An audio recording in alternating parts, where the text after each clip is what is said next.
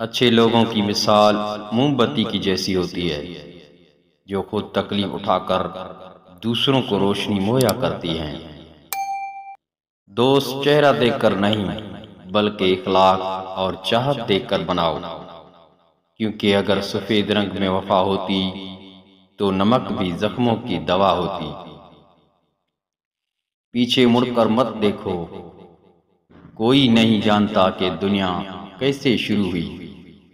مستقبل کے بارے میں مت ڈرو، کچھ بھی باقی رہنے والا نہیں ہے۔ اگر تم ماضی اور مستقبل میں پھنسے رہو گے تو حال گزر جائے گا۔ جو ذرا سی بات پر دوست نہ رہے وہ دوست تھا ہی نہیں، اور جس کو ایسے دوست کی تلاش ہو جس میں کوئی خامی نہ ہو اسے کبھی بھی دوست نہیں ملے گا۔ آپ جس چیز پر توجہ دیں گے وہ بڑھے گی۔ اب یہ آپ پر ہے کہ آپ نے اپنی زندگی میں کیا بڑھانا ہے۔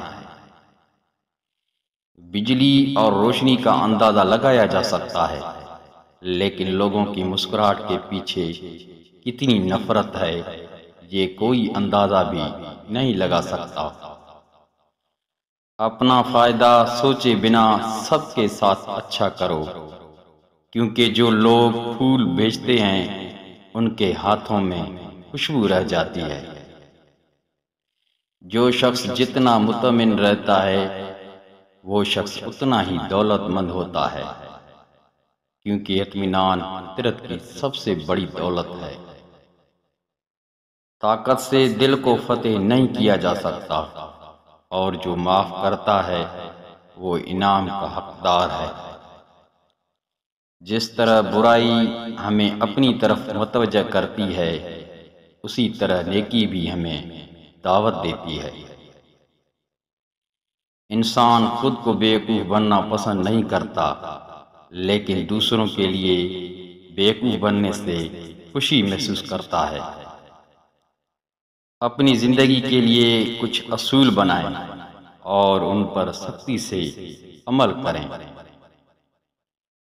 اچھے دنوں کے انتظار میں ہماری ساری عمر گزر جاتی ہے، اور پھر پتہ چلتا ہے کہ جو دن گزر گئے وہی اچھے تھے۔ مجھے گرتے ہوئے پتوں نے سکھایا ہے کہ بوجھ بن جاؤ گے تو اپنے بھی گرا دیں گے۔